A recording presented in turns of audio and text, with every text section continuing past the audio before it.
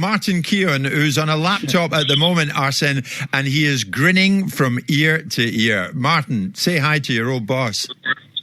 Boss, how are you doing? Are you keeping well? Yes, thank you, Martin, and I hope you too. Yes, lovely to hear you. I'm assuming, boss, that you're sticking to your usual diet and routine and exercise in this lockdown. I keep trying to structure my day, and I'm quite busy, I must say. The first 4 weeks was a bit calmer because everybody was worried about just keeping safe. And now in the last 2-3 weeks, activity has started again, and it's true that I'm quite busy. Arsene, we're going to talk about Highbury. We're going to talk about this anniversary very shortly. But, of course, when it's safe, football will come back. Can you envisage the Premier League behind closed doors with no supporters? It's going to be strange. Look, I can understand the reasons behind it because all the clubs, of course, will suffer financially. The main reason, let's not hide in front of the truth, is financial. And overall, I don't imagine football behind closed doors because it's not real football. Yes, yeah, I think many people would agree with that. Arsene, 14 years ago this week, Arsenal played their final game at Highbury. Can you believe that? 14 years ago. Does it seem like that? No, I can't believe it, but I have to. I have to face the reality, and I said many times, there was a soul, something special when you arrived Abner Road and drove down there. And it was a time where the players and the supporters were still mixing, even when you moved out of a bus, Today you go into stadiums underneath, isolated. This was still the time where the chairmen of the club, the players and the supporters were mixing. Yes, indeed. Arsene, I'll ask you the same question in a second. But Martin, what was the magic about Highbury for you? I went there as a young schoolboy, about 13, and we used to train at Highbury. And I would go we changed in the away team dressing room in the marble halls. You had this feeling of footballers of the past that were almost like all around you, people that had tread the same path as you. I used to run onto the pitch. There was a big sign up saying, stay off the pitch, but I'd run on and pretend I'd scored a goal in the North Bank and then sprint off to do my training. So it was always very special. And in fact, it was Arsene Wenger really who saw the bigger picture with his vision that we needed to move to something bigger, something better. But it was a very sad day really to leave behind Highbury and all of those special memories. It was almost, you used to almost walk past the ground and then all of a sudden you'd see this enormous, it was like a TARDIS that was sat behind the main stadium, and it was something special. But Arsene's right, it linked with the people.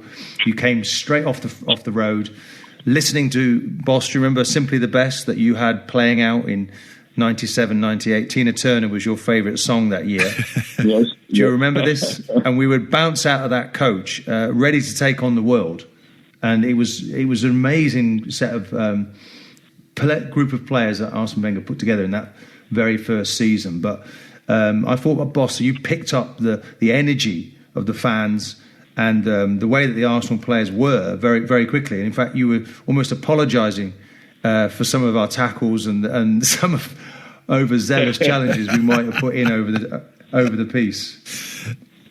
Arsene, go on, sorry. That was the time as well, these guys, 96, when I arrived, you had Keown, Bold, Adams, Dixon, Winterburn, the Seamen. They came out of real life. They knew what it is to fight in the street, but life has changed now. We live in a more different society. But at the time, these kind of players, they were ready for a fight, I must say. Did you love Highbury, Arsene? Is it still a special place in your heart? It is. Sometimes when I was in the area there, I just drive through to go home. I had to go through Highbury, because it's a special place, and I believe that everybody who has been there inside would share that. Even the dressing room. You could open the windows. I remember Ian Wright fighting with the supporters outside.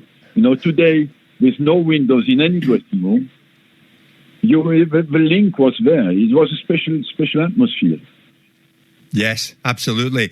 I remember when I was at Sky, I remember interviewing the late Danny Fisman, and he took me along to the Emirates, and he had a hard hat on, I had a hard hat on, and he was very much behind how the Emirates and how the move was going to go, Arsene. But you were obviously centrally involved in that. Centrally, I was involved in that because the whole technical part, I was a lot linked with the architects. And it's true that Danny Fisman and Ken Fryer were the guys who made the project practically possible, because they negotiated the deals to get all the people who had businesses there out and took care of the project to happen. But I was deeply involved in it, of course, because at the time I pushed first the club to do it as well, because we had 38,000 people at Highbury, and we could move to 60,000. But we never knew would we have enough supporters there. And so it was quite financially a very difficult project. I would not start it again, believe me. Well, it's been a huge project, but a very successful one. 2 years ago this week, you took charge of Arsenal for the final time. Is there a day goes by that you don't think about your beloved club? No, I often say, my heart is still with the club. I believe, I think a lot about it, a lot about the period. 22 years in my job is unusual. And but I'm proud at the end of the day when you look back that you don't think about what you won, what you lost so much, but you think, I'm proud for having had the attitude just to serve the club as long as I was there. And I'm more satisfaction today when I look back, I watch the Emirates, and I rebuild all that without a penny from anybody. And today the club can even take off more and be more successful. Arsene, I've got to tell you, here at TalkSport on a Friday, when Martin Keown, in normal times, when Martin's in the office with Bob and myself and Luke, the producer, there is never a Friday that Martin doesn't say, oh, I tell you, the boss, Mr. Wenger, what he would do in a situation. Oh, the boss, Mr. Wenger. The stories that he tells us about you, there is never a Friday that we don't hear about you, Arsene. Look, thank you very much. But I must say, Martin had the basic quality of top-level sports people. He had that desire to push himself. With all the things all the problems you have around, he had always, and he will die like that. You have that in your life, or you're not like that. And he will never be happy with what he did. We'll think, what can I do better? And that's what made him the player he was. What do you want to say to that, boss, Martin? Well, I have to say that it was, boss, you helped me to unravel that, didn't you? Before you got there, I hadn't really won anything major in the game. I was actually just coming towards 30 years of age.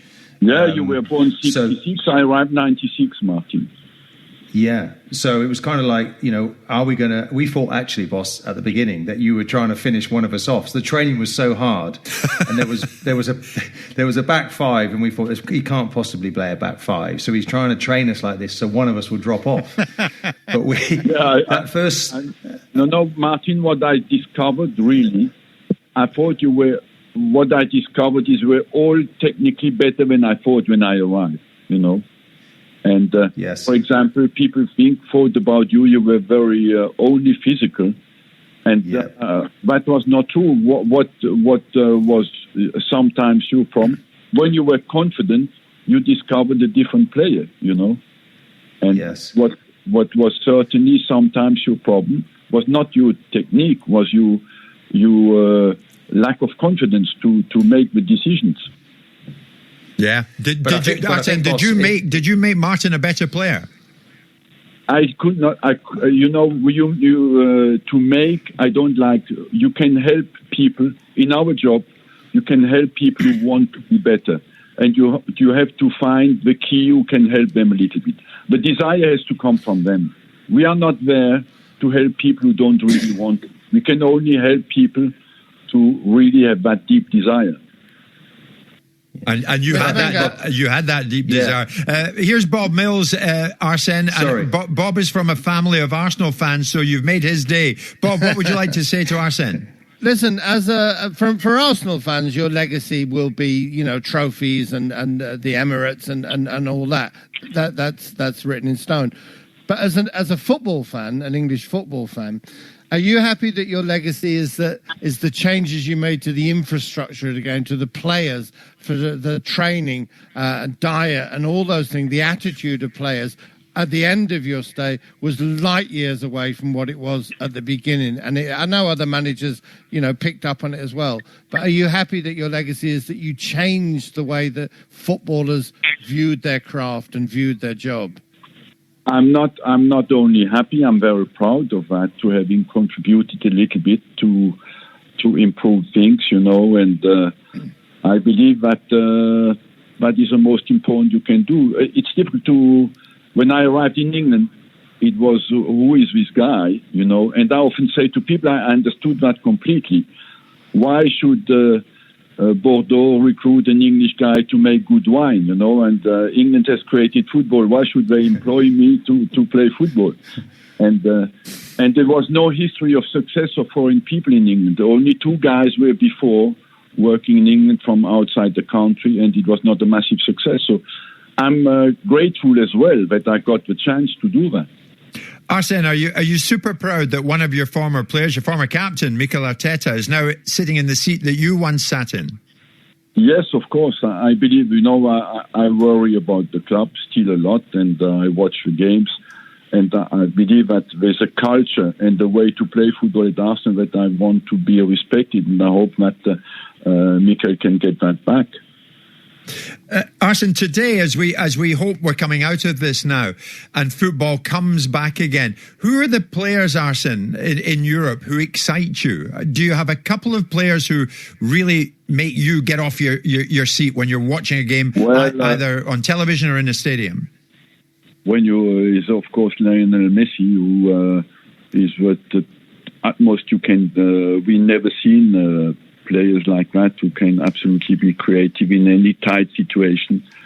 And these players are getting now to an end, Ronaldo, Messi, but it's now about the next generation. The next generation is maybe French at the moment. The leading player could be Mbappe, of course Neymar, that we know. But England as well. I believe England has a good chance now. They are doing very well at youth level.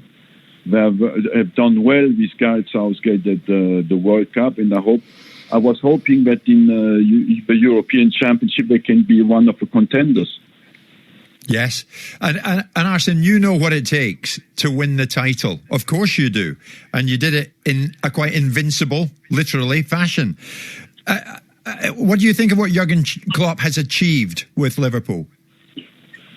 He has done extremely well because they wait for 30 years for this title, and when you think that they have such a massive difference with the second team, with Man City as well, 25 points, it's absolutely massive. So they, no matter what England will decide, Liverpool is champion in everybody's head, I think.